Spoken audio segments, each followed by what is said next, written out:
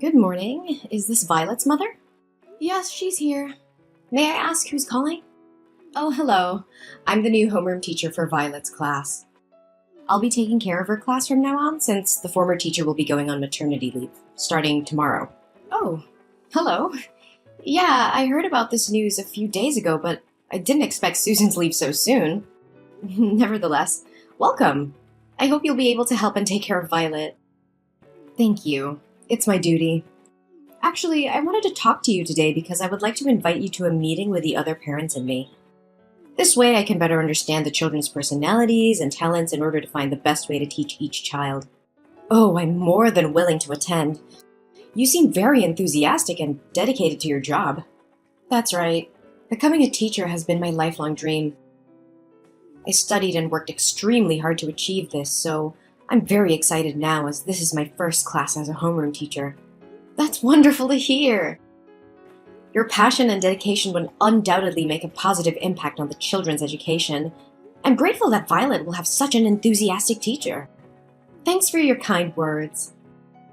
Count me in for the meeting. Just let me know the details and I'll be there to support you and learn more about how we can contribute to the children's education. Thank you for reaching out and welcome again. That's fantastic. I'll share the meeting details with you soon. I appreciate your warm welcome and enthusiasm. See you soon at the meeting. Wow, it's such a small world. I can't believe it's been 10 years since we last saw each other. You have no idea how sad I was when I heard you transferred schools. Why do you keep running away like a scared mouse, just like you did 10 years ago? What more do you want from me? I don't want to bring up the past again. I've tried to forgive you, so it's best if you don't mess with me. Forgive me? Are you kidding? I didn't do anything to you. We used to be best friends. If anyone needs to beg for forgiveness, it's you for moving away and taking the joy from my everyday school life. Best friends? You were a bully. You ruined my life. Ugh, come on, don't be such a drama queen. Haven't you always wanted to be the most popular girl in school? I was just trying to help you. But don't be so hard on me. Those games were really fun. Do you call those inhumane acts, insulting others and making me live in fear every morning, a joke? You started a game where people at school were rewarded for throwing the most food at me, and from then on, every lunchtime was a nightmare. Everyone in school competed to throw whatever they could at me. Even when I hid on the balcony or the restroom, you always found me to continue that cruel game. Yeah, that was so much fun. From then on, I was covered in food every day and smelled. You even told everyone I was a trash can, and since then, my locker was always filled with disgusting garbage, along with curses and wishes for me to die. Never mind, they just said it for fun. The climax was the prom night in our second year of high school. You told me that the theme of the prom was to dress up as an animal. At that time, I was foolish enough to believe your lies and think that you wanted to make up with me. So I accepted your offer to do my makeup and dress up as a chicken. But when I arrived, everyone laughed and pointed at me. You even manipulated people to vote for me as prom queen. And when I was dragged up to accept the award, you poured a bucket of blue paint all over me. Oh yeah, you looked like a Smurf. Oh, I still find it funny to this day. You have such a good memory. How do you remember everything in such detail? I wish I could forget about it too, but those memories left a big psychological impact on me. Despite attending numerous therapy sessions, I still can't erase those horrible experiences from my mind. Ugh, chill out. Can't you take a joke? Those weren't jokes, Farah. They were acts of pure cruelty and humiliation. I was tormented daily, emotionally and physically scarred by her actions. My self-esteem was shattered and I lived in constant fear and embarrassment. Ugh, lighten up, you were such an easy target. Besides, you should have been grateful for the attention. It's not like you were anyone special before. Grateful? Are you serious? No one deserves to be treated the way you treated me. I was a human being just like you. Those acts of torment weren't funny or playful. They were a violation of my dignity and a betrayal of our supposed friendship. Friendship? Ha! You were always so pathetic and desperate for acceptance. I was just trying to toughen you up, make you stronger. Look at you now. Isn't it thanks to my upbringing that you dare speak up against me instead of crying and resigning yourself all day like before? Toughen me up? No! You were just a bully. You enjoyed having power over me, relishing in my pain and suffering. You had no regard for the consequences of your actions or the emotional scars they left behind. Ugh, stop playing the victim. It's been years and you're still dwelling on the past. Get over it already. Get over it. How can I forget the years of torment, the humiliation, and the constant fear? These experiences have shaped who I am today, but I refuse to let you define me any longer. I'm stronger now and won't allow you to belittle my pain. Whatever. You're just being dramatic. It's not like it affected you that much. Those are just rebellious acts. Almost every teen goes through that phase. I believe that when Violet grows up, she'll do the same thing I did to you. Oh no, she'll definitely turn out to be a failure who needs to be taught a lesson, just like her mother. Perhaps in the near future, I'll have to dedicate myself to taking care and paying attention to Violet. She'll be my favorite student from now on. How can a person like you, with such a biased, immoral, and shameless mindset, become a teacher? I will notify the school immediately so they can remove you from your position and find a more suitable teacher for my daughter's class. I refuse to have my child influenced by someone as inhumane as you. What do you think you can do? Don't you know that the principal of this school is my father? Go ahead and share your opinion. Try everything you can to get me fired. But guess what? My father will make sure to write negative comments on your child's school records, making it difficult for her to find a school anywhere else in the future. I will tell the truth about you to other parents, and I'm certain they will support the change of teachers. Oh, really? But let me tell you something. The process of making complaints and getting things done can take months, even years, for the council to consider your opinion. So what do you think your daughter will go through during that time? Let me enlighten you. Elementary school kids can be even more manipulative than high school kids. You underestimate my determination to protect my child. I will not let your influence continue to poison the school environment. I will gather evidence, reach out to other parents, and together we will fight for a safe and nurturing educational environment for our children. Go ahead and do your worst. But remember, I have my ways of protecting myself and ensuring that my position remains secure. You can't defeat me. We'll see about that, Farah. I won't back down. The truth will prevail, and your reign of cruelty will come to an end. You may have power within the school, but I believe in justice, and will fight for it until the end. So inspirational and touching. We'll see who comes out on top, Ella. Just remember, I always have a trick up my sleeve.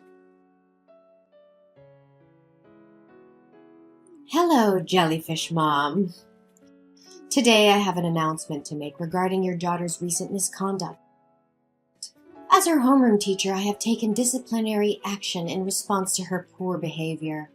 And before you jump to conclusions, let me clarify that this has nothing to do with holding a grudge from the past or intentionally causing trouble with your daughter. This is simply a conversation between a teacher and a parent to inform you about incidents of cheating and stealing involving Violet and her classmates. What? What do you mean by poor behavior? Are you saying my daughter cheated on her exam and stole from her classmates? Yes, that's exactly what I mean. During a math test today, I noticed Violet looking at her classmates' papers and even exchanging answers with them. A math test? That can't be right. Violet excels in math. Last year, she even represented the school in an inter-school math competition. How can you be so sure that she hasn't neglected her studies this year? Perhaps she resorted to cheating out of fear of embarrassing her friends. Furthermore, today was Violet's day for classroom duty. When her classmates returned to the class after playing, many of them discovered that their belongings were missing. Crayons, hair bows, game consoles. They were all found in Violet's locker when we conducted a search. How is that possible? Something doesn't add up. I am confident that Violet would never steal from her friends. Someone must have framed her. Accept the truth. You have failed to raise your daughter properly. As an experienced teacher, I can clearly discern if a child is lying or not. Moreover, she has already confessed her mistakes in front of the class. What? Did Violet herself admit to cheating and stealing? Yes, indeed. Although I had to use a professional method as a teacher to get Violet to admit her mistakes. What do you mean by professional method? Well, as an expert in educating children, I know which methods work best. In this case, a light spanking with a ruler was employed. I can assure you that I have used this approach with hundreds of students before. What? Did you physically punish my daughter? How dare you take such action without certainty that she committed those acts? You coerced and assaulted her just to force her into admitting fault? And you still call yourself a teacher? Oh, please, she simply needed to face the consequences of her actions. By the way, I'm disciplining Violet, so she'll be returning home 2 hours later than usual today. I have lesson plans to work on for tomorrow, so I won't be able to continue this conversation with you. No, you're not going anywhere until you clearly explain what punishment you're referring to. What have you done to my daughter? Oh, don't worry, you'll find out soon enough once she arrives home. Today I decided to test out a new punishment method, and your daughter was the first one to experience it. She'll be so grateful to me for a refreshing summer look. What on earth are you talking about? Oh, just relax, it's no big deal. Today was career day at school, and my class happened to open a salon shop. So I made a small adjustment to Violet's hair. Even though she looked pretty with her hair tied on both sides, she looked even prettier with her new hairstyle I created. What? How dare you touch my daughter's beautiful hair? Did you cut off those 2 braids? Oh, you silly person, of course not. I wouldn't be so heartless. Short hair wouldn't suit her face. Instead, I shaved her head in front of the entire class. I simply used her as an example to teach and warn other students never to make the same mistake as your daughter. It's quite an effective method of education. I swear to God, you're going to pay for this. You've gone too far, Farah. I won't let you get away with this. Oh yeah? I'm not too worried. If I didn't go this far, she'd never learn her lesson. Don't you know that when parents coddle their children, they grow up to be losers? I'm just doing what I'm supposed to do. You should be thanking me. What kind of teacher? No. What kind of person would do this? You have crossed all boundaries. It's not your place to physically and emotionally harm my daughter. You have abused your authority as a teacher. Oh, please, don't be so dramatic. It was just a harmless punishment. Her hair will grow back soon. Harming my daughter physically and emotionally is not harmless. You have no right to punish and abuse students like that. Even if she had committed a serious offense, you should have contacted me as her parent to discuss it, not subject her to torture like this. Oh, come on, it's my class, my rules, okay? Besides, in addition to correcting your daughter's behavior, I saved you some money on shampoo and water bills. Isn't that great? I can't believe you would stoop so low, Farah. You're supposed to be a teacher, someone who nurtures and guides young minds, not someone who inflicts pain and humiliation on innocent children. How can you live with yourself? Ugh, spare me the melodrama. You act as if I've committed some heinous crime. It was just a little punishment, a teaching moment for your daughter. It was not just a little punishment. You violated my daughter's trust, her sense of security. You took away her dignity and happiness. How could you be so heartless? Heartless? I did what needed to be done to discipline her. She needed to learn a lesson. Besides, it's not like she's the first student I've punished this way. I will report your behavior to the school administration and the appropriate authorities. You will pay for what you've done. Oh, please. Your little crusade won't amount to anything. I've seen parents like you come and go, making empty threats. I've dealt with worse than you. You may have dealt with others, but you've never faced someone like me. I will expose your true nature and ensure you are stripped of your position as a teacher. No child should ever suffer under your twisted idea of education. You're delusional if you think you can bring me down. Your daughter will be the one to pay for your foolish defiance. That doesn't make it right. You have no right to play with my daughter's emotions and physically alter her appearance without consent. Your actions are cruel and unforgivable.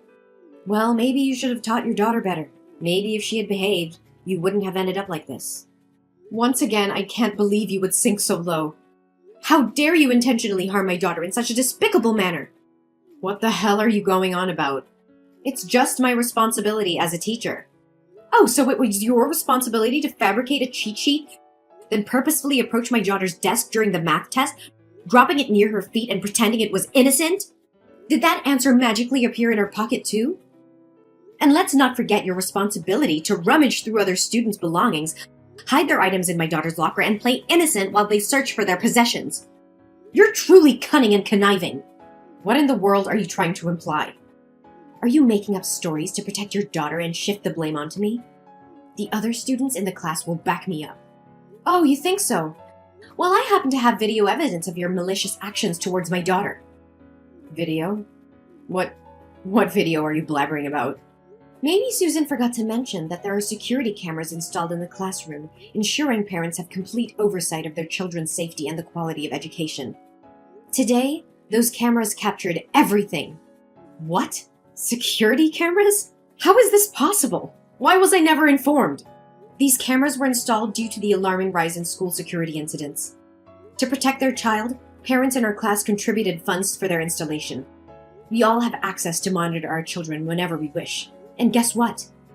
This time it worked flawlessly, safeguarding my daughter's dignity.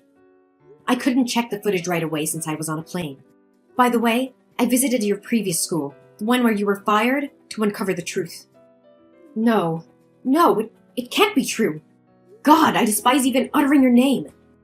Did you know you don't even have an education degree or teaching certification?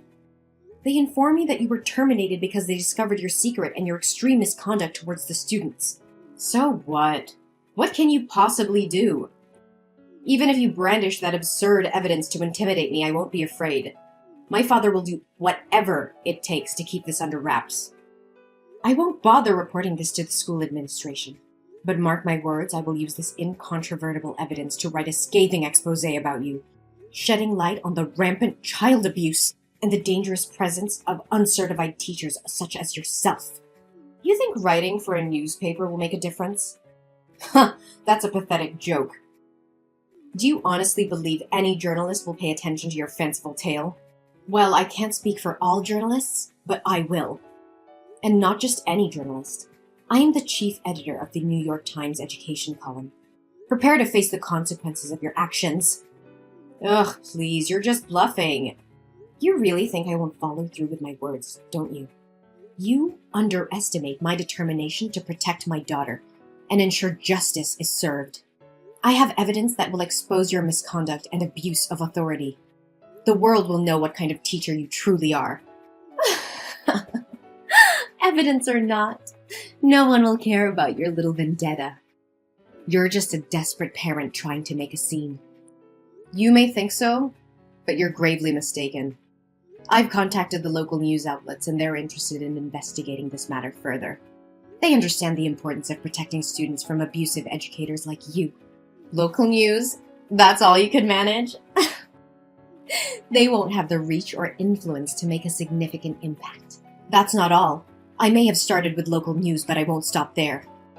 I will reach out to national and international media, sharing the evidence of your deplorable actions.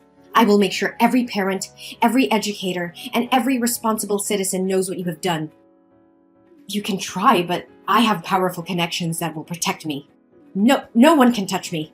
Connections may shield you temporarily, but they won't save you from the relentless pursuit of truth. The public will demand answers, and those connections will crumble when faced with undeniable evidence.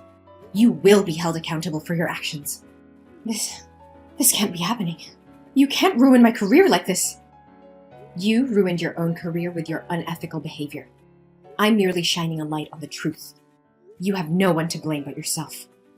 Please, Ella, I beg you, don't go through with this. I made a terrible mistake, and I deeply regret my actions. I never meant to harm your daughter or any other student. I was just frustrated and lost sight of my responsibilities as a teacher. I'm truly sorry for the pain I've caused. Ella, are you listening to me? Ella, come back here! How dare you block me? Ella! The public became aware of Farah's student abuse incident, and the news spread like wildfire. Outraged parents, teachers, and community members demanded justice for the students who had suffered under her care. The evidence, including the surveillance video, was presented in court, leaving no room for doubt about Farah's actions. Farah's trial was swift, and she was found guilty of child abuse and misconduct. The court sentenced her to a significant prison term, ensuring she would be removed from any position of authority over children. Her reputation was shattered, and she lost everything she had worked for. But the repercussions did not end there. The investigation into Farah's actions shed light on deeper issues within her father's school. It was discovered that he had been embezzling funds and covering up incidents of abuse. The authorities launched a thorough investigation, and both Farah's father and the school faced legal consequences.